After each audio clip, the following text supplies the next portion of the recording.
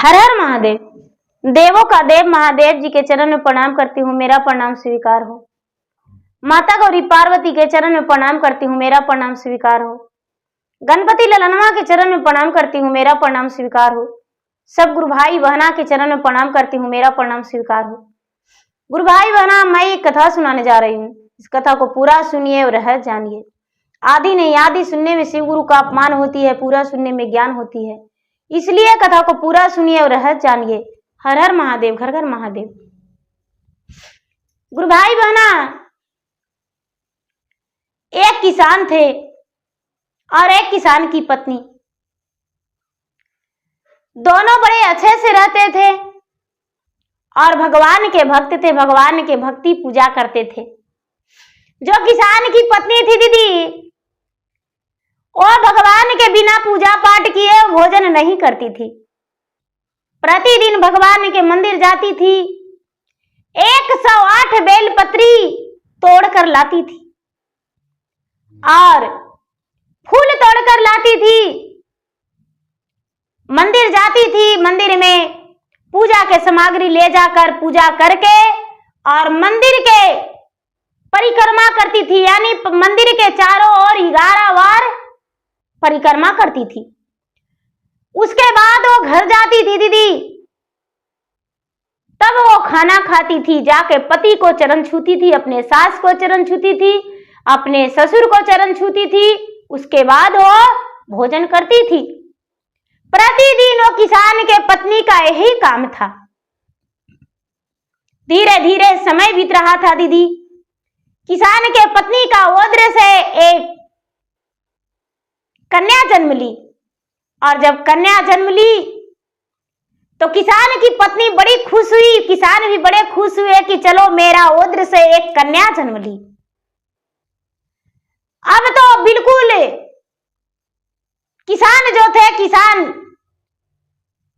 किसान के पत्नी अपने पत्नी से कहने लगे कि देखो, तुम्हारा पुत्री जो है तुम्हारी तरह है, तुम्हारे जैसा सूरत है, ये भी तुम्हारे जैसा पूजा पाठ करेगी और तुम्हारे जैसा ये भक्ति करेगी, भगवान के भक्त बनेगी।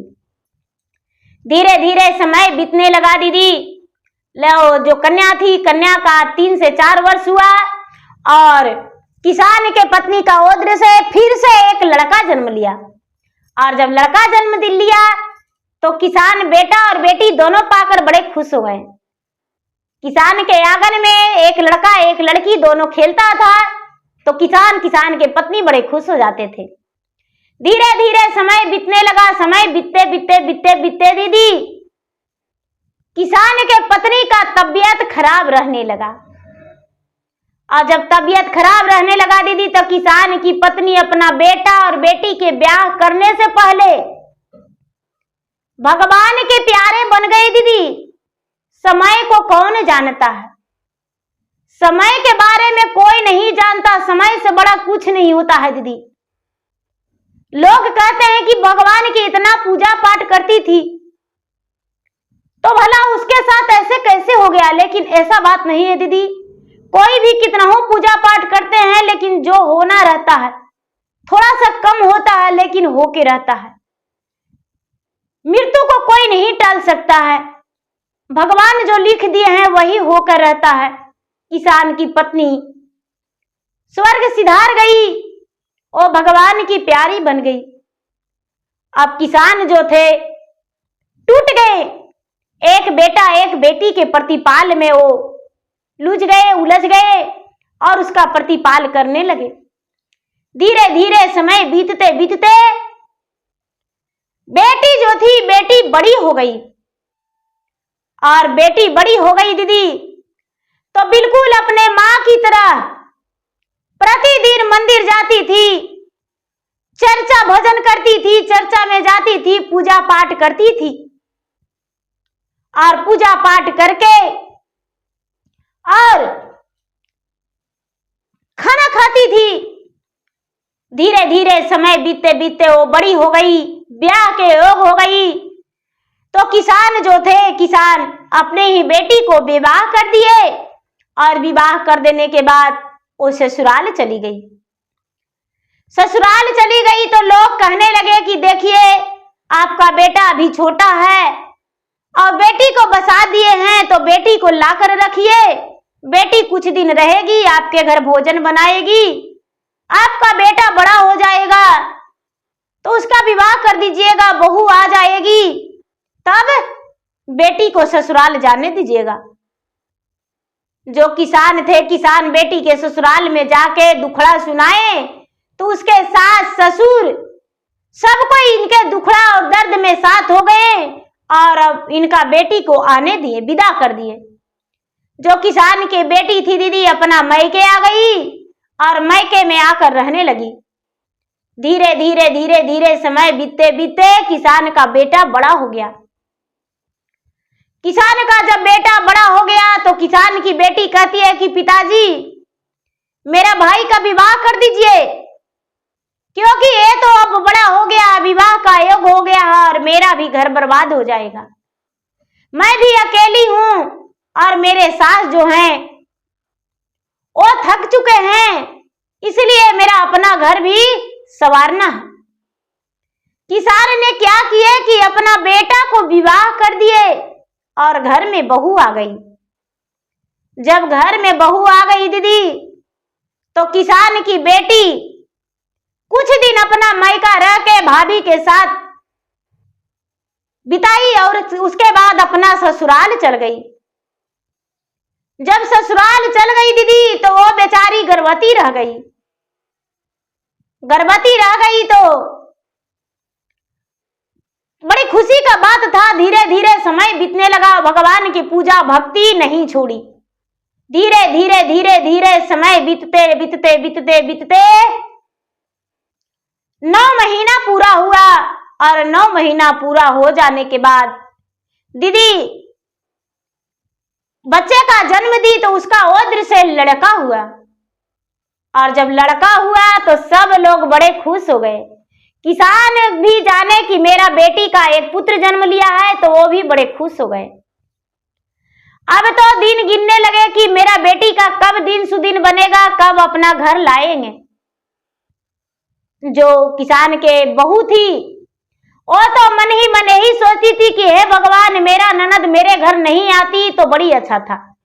वो तो अपना समय ज्यादा पूजा पाठ में व्यतीत करती है, अब चर्चा में चल जाती है। अबरी आएगी तो उसका बच्चा को भी मुझे संभालना पड़ेगा, खाना भी बनाएंगे, उसका बच्चा को भी संभालेंगे। नहीं, वो नहीं आती तो ठीक था। धीरे धीरे धीरे धीरे दीदी 9 महीना हो गया, बच्चा के जन्म लेने के बाद 9 महीना हो गया, 10 महीना हो गया, 11 महीना, 12 महीना, नहीं 1 साल हो गया। और जब 1 साल हुआ तो किसान का बेटी का दिन बना और दिन बना तो किसान पोथी पत्रा ब्राह्मण से दिखा के अपने बेटी को लाने गए। अपने बेटा से कहा के कि बेटा तुम्हारा बहन को दिन बन रहा है, हम तुम्हारा बहन को लाने जा रहे हैं। भाई तो खुशी के मारे उछल रहा था कि हाँ मेरा बहन आएगी और उसके साथ बातें करेंगे, उसके साथ बैठकर भोजन करेंगे, नन्हा सा प्यारा सा बुआ रहेगा, उसका गोद खिलाएंगे और उसके साथ खेलेंगे, नाचेंगे, कूदेंगे, मस्ती करेंगे और मेरा घर तो खुशियों से गूंजेगा। वो तो खुशी के मारे और उसका ठिकाना नहीं था, जैसे कि लग रहा था कि घर आंगन गूंज रहा है खुशी के मारे।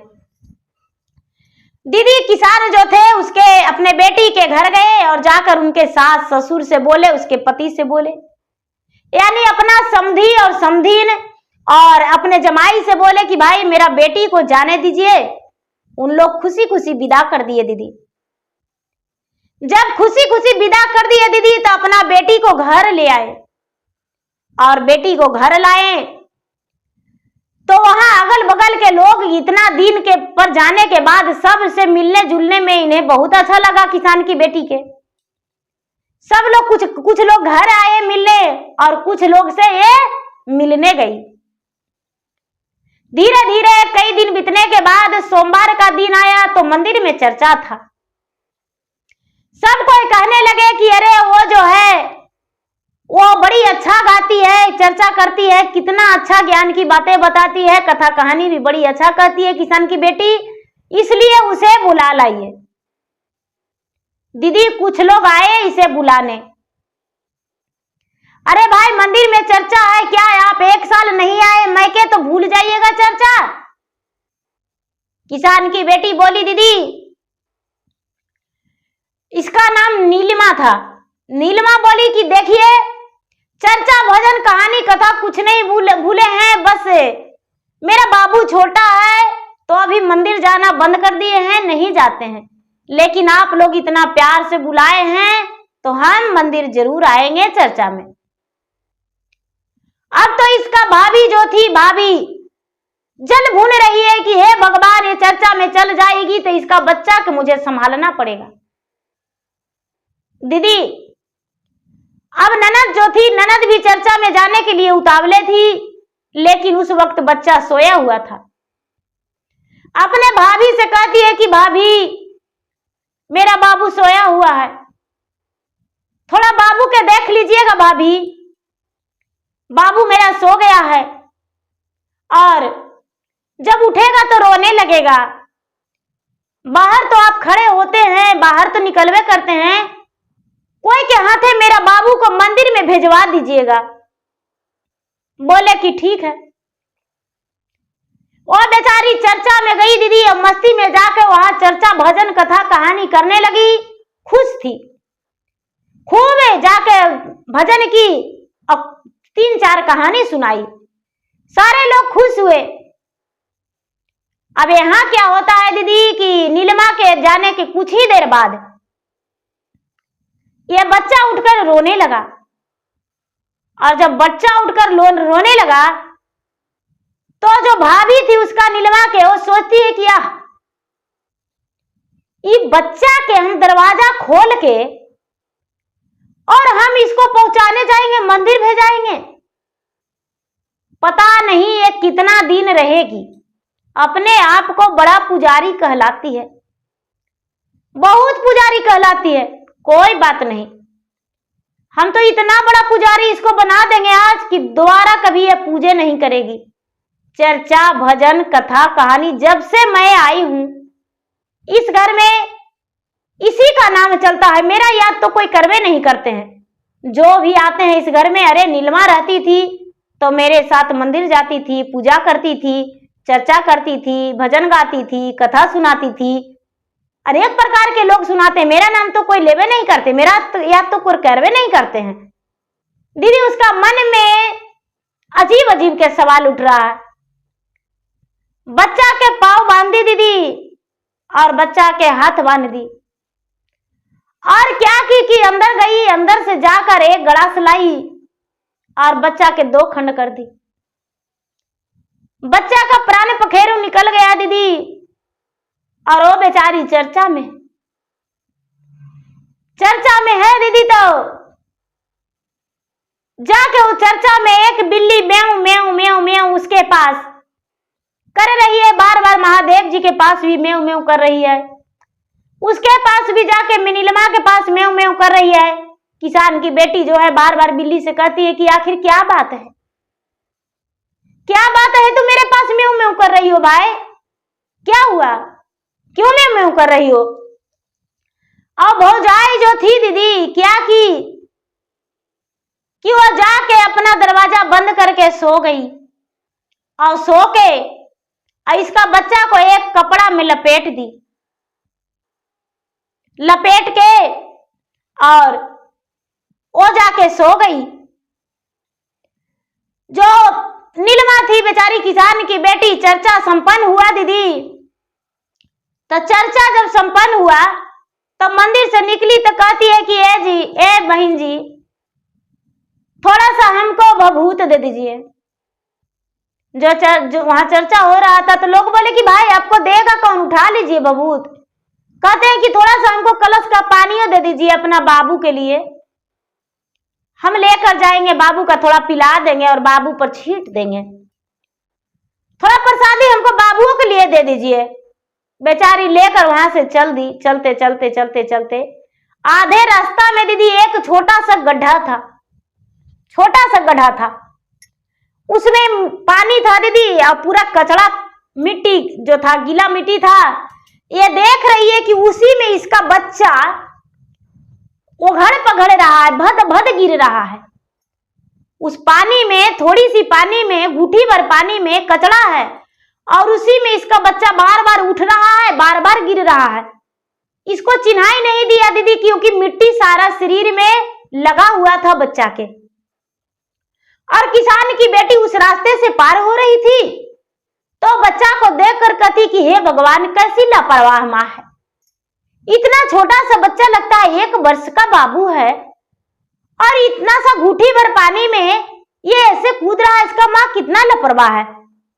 ये जाके बच्चा के पास गई दीदी, और बच्चा के पास जाके और बच्चा के गोद, अरे ये तो मेरा बाबू है। दीदी जल्दी से जाके अच्छा पानी में, साफ पानी में बच्चा को स्नान करा के और अपना आंचल के पल्लू में लिपट के और घर गई। लगता है कि कोई काम में मेरा भाभी बिजी हो गई होगी। मेरा बच्चा को छोड़ दी, मेरा बच्चा इधर पानी में कूद रहा है। हे भगवान, कुछ हुआ नहीं मेरे बच्चा को। हे महादेव, आपका कृपा है। बच्चा पानी, यदि उसमें गिर जाता तो बच्चा के साथ मेरा क्या होता।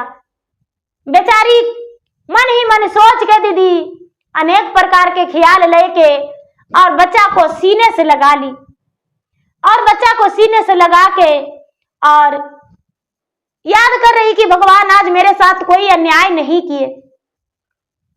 दरवाजा पर गई दीदी, तो दरवाजा पर जाके अपना भाभी को दरवाजा खुलवाने लगी। भाभी दरवाजा खोलो, भाभी दरवाजा खोलो। भौजाई जो थी जैसे गहरी नींद में सोई हुई है, वैसे सो के दरवाजा नहीं खोल रही है। अगर मैं जो बच्चा के काटी थी दीदी, तो बच्चा का 1 बूंद खून वहां पर नहीं था। ये सब महादेव का लीला, 1 बूंद खून नहीं था, क्योंकि भगवान तो जस के तस इसको बना दिए, इसका जीवित कर दिए, इसका प्राण को पलट दिए। भगवान का महिमा अपरंपार था दीदी, कि उस समय बेचारी किसान की बेटी चर्चा में बैठी हुई थी, सच्चे मन से, हृदय से, दिल से, आत्मा से भगवान को पुकार रही थी, भगवान को भजन कर रही थी, चर्चा कर रही थी, कथा कहानी कर रही थी, भगवान के ध्यान में मगन थी। तो कैसे भगवान अनर्थ हो देने देते। दीदी अब बेचारी बाहर वाले गांव वालों को कहती है कि देखिए ना, मेरा भाभी जो है दरवाजा नहीं खोल रही है, मेरा भाभी दरवाजा नहीं खोल रही है, पता नहीं क्या बात है, मेरा भाभी दरवाजा नहीं खोल रही है। शाम हो गया, जब उसका पति भाई आए, पिताजी आए काम करके, तो कहते हैं कि अरे दरवाजा खोलो, काहे नहीं खोल रही हो, दरवाजा खोलो। नहीं खोले कोई दीदी, भौजाई दरवाजा नहीं खोली। लोग रामा लाके जैसे भी उसका दरवाजा को उठाए, जब दरवाजा को उठाए तो देखते हैं कि चुपचाप बैठी हुई है घर के अंदर।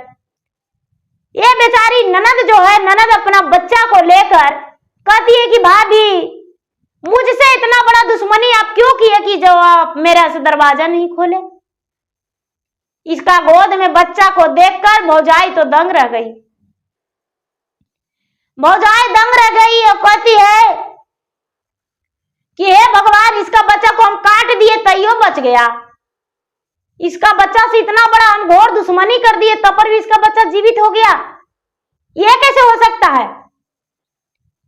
हम तो इसका बच्चा के 2 खंड कर दिए दीदी, आपका बच्चा को तो हम काट दिए, कैसे बच्चा जीवित हो गया। दौड़ के आंगन में गई भौजाई, देखती है कि अरे अगना में तो बच्चा है ये नहीं है। ननद जो है कहती है कि अरे क्या बोली कि मेरा बच्चा के काट दी थी। तो हाँ, जिस गड़सिया से काटी थी दीदी, गड़सिया में रक्त लगा हुआ था। गड़सिया देखने गई तो कहती है कि देखिए, ही गड़ासी से आपको बच्चा को हम काटे थे, क्योंकि आप आए थे तो आप मेरे घर में 4-6 महीने रह जाते, और मेरे पति और मेरे ससुर कमाते, वो आप बैठ के खाते, और मंदिर में ले जाकर रुपया बर्बाद करके चर्चा भजन के नाम दिवाते। आपका बच्चा यहाँ पर खाता पीता, इसका कपड़ा सब खर्चा होता, इसलिए हम आपको बच्चा को काट दिए। सारी लोग कहने लगे कि हे भगवान, ये कैसा स्त्री है, जो अपना ननद के बच्चा को काट दिया और महादेव का कृपा की इसका बच्चा बच गया।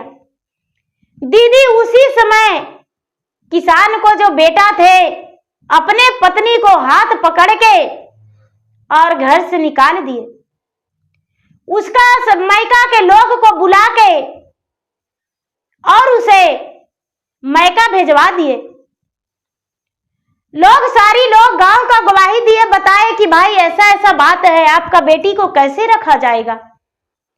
उसके मायका का लोग कुछ भी नहीं बोले, सर झुकाए अपना बेटी को अपना वापस घर लेकर चले गए।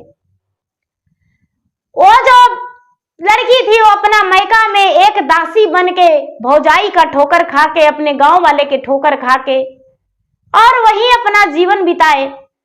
किसान का बेटा दूसरा विवाह कर लिए और दूसरी पत्नी आ गई, उसके साथ सुखी जीवन बिताए। वो भी भगवान की भक्त थी, भगवान की पूजा पाठ करती थी। ननद और भौजाई बड़ा घुल मिल के रहते थे। सारे गांव वाले भी उससे बड़ी प्यार करते थे, बड़े अच्छे से सारे गांव वाले से रहते थे। जो पत्नी पहली पत्नी थी उसका भगवान इतना बड़ा सजा दिए दीदी कि उससे कोई भी मायका में जाने के बाद बोलते थे नहीं कि हे भगवान ये कितना बड़ा कलंकनी है, अपना ननद को बच्चा को काट दी थी। लेकिन भगवान का महिमा, इसका ननद का बच्चा जीवित हो गया था।